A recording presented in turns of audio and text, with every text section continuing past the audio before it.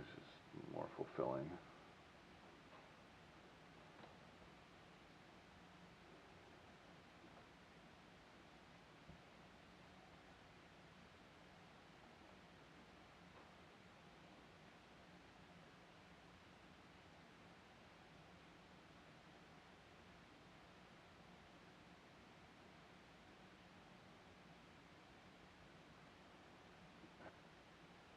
Oh, this one was good.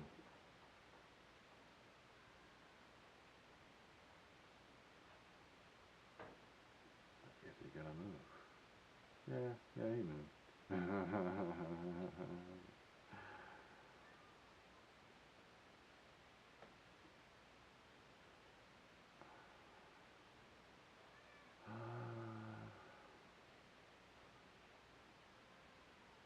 Have I ever hit anything? Well, yeah, one time in my Baja bug. Well, sometimes after it gets dark, there can be like suicidal animals, like barnyard animals or like dogs. And I had a dog, run out in front of me, and I ran it over like I couldn't. Yeah, like took out like lights that were on my bumper, and that was in my old Baja bug. Yeah, like wham. So it's like really windy. It's like 40 mile an hour offshore winds. So it's like just not even surfable. Yeah, but then on this trip, yeah, like my brother had pointed out like some sparks were flying on the opposite lane. He's like something, and he's pointing, and I just slam on the brakes and slowly lock it up, just like sliding down the road, and then and then my headlights are kind of pointed down because it's just like braking so hard, and then like the ass end of like a horse or a mule or something just kind of sneaks off out of the way as I'm sliding by.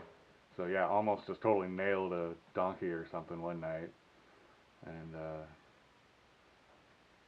yeah. And another reason why I don't go there anymore. Oh god. Yeah, this is a really famous place. This is the place where I'd post up for like 5 months. Like years, couple years after this. And it's not the most hospitable. It can get really windy. So I either like a really good tent or like sleep in a van or like I was just sleeping in the back of my pickup. Like years later, I met those guys. I know who those guys are.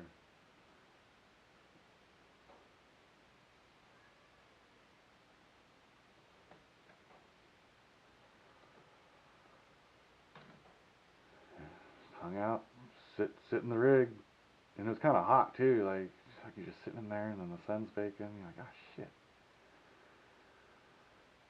And then my brother's like, let's get the hell out of here. And then I'm like, dude, fuck that. Like, it's gonna be good surfing tomorrow. So we just end up driving to like one of these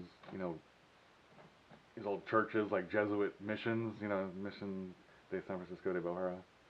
Let's go inland, and then this is the church they built in like the 1850s.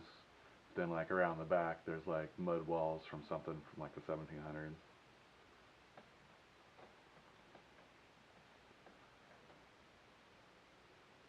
Yeah, there's like I guess the Catholics brought Catholicism, with okay, 1970, 1762 Jesuit priests, yeah, bring the missionary position to the savages, I guess, yeah, Jesus Christ. And my cat's yowling, wants to go outside, but it's too early.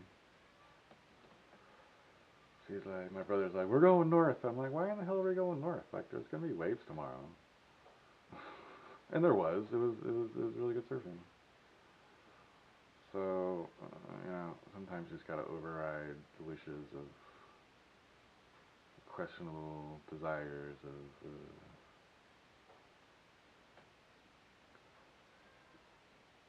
yeah, another great sunset.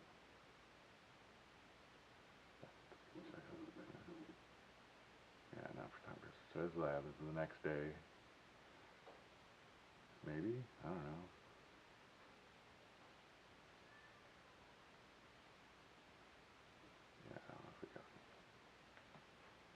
right there. There's my brother on his boogie board. There's some goofy foot surfer. And so this is what happens at a point break. You know, you can ride the wave for like a really long time, and so you can actually, you know, get some board control. You know, like learning to surf in Oregon, and like the waves are so short, it's just beach break. You know, it's so hard to get good at surfing.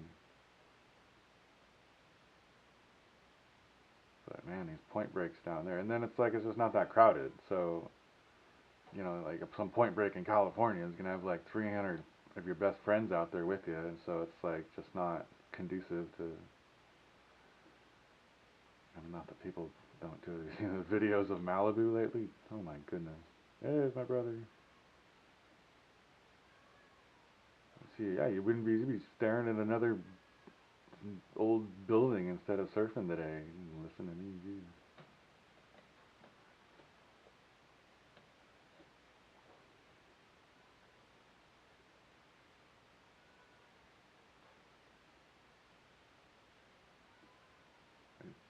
If you hear a cat wailing, I'm not abusing it. It just wants to go outside, and it's too dark out.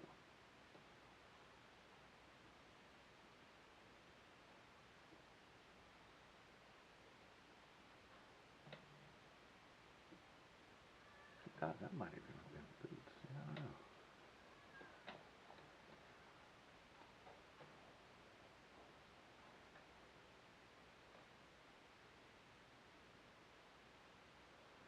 But you can see that the fellers with like the 8 foot boards do better than the fellers with the 6 foot boards out here. It's kind of a soft wave. But at certain tides, you know, parts of the reef get really hollow. So you like, you know, you paddle out when you get certain times. You're just like, oh, it's gonna be good for like 45 minutes. I'm gonna paddle out. And just come in like, oh, it's gonna be good for 45 minutes. I'm gonna paddle back out.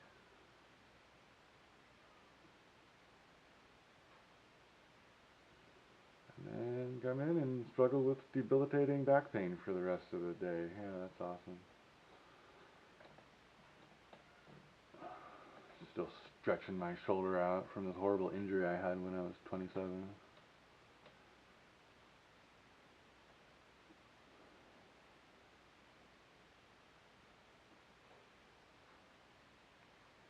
Hey, there's me. That's an old Ron John longboard that we got in Cocoa Beach, Florida in like 1993. Oh.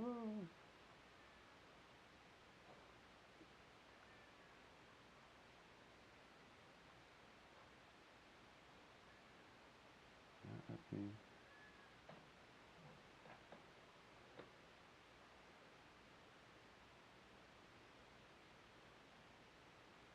Yeah, that is not a very high performance longboard. I've ridden longboards that do a lot better than that one. But yeah, that's what I had. So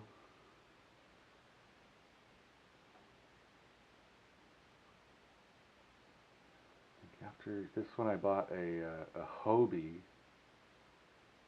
and I still have that board. Actually, I buckled it one year in Mexico. Yeah, and it didn't break in half, but it was definitely gonna need some help. Years later, I finally got it fixed, but I haven't taken it into the water yet. Yeah, it's just a wall hanger. And after the Hobie, I got a Walden, a 9 foot Walden Magic model. Oh man, that board ripped. Jeez, that was a good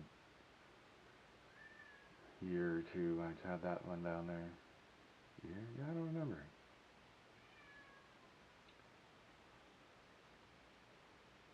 Yeah, I'd have like a 9 foot longboard and then like a 6 foot fish. And that was a pretty solid quiver.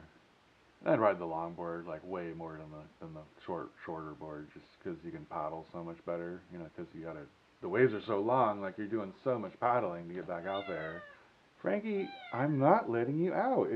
It's not time for you to go outside yet. No. Oh my God. Meow. Meow. Oh my goodness. You're messing up my video. What are you doing?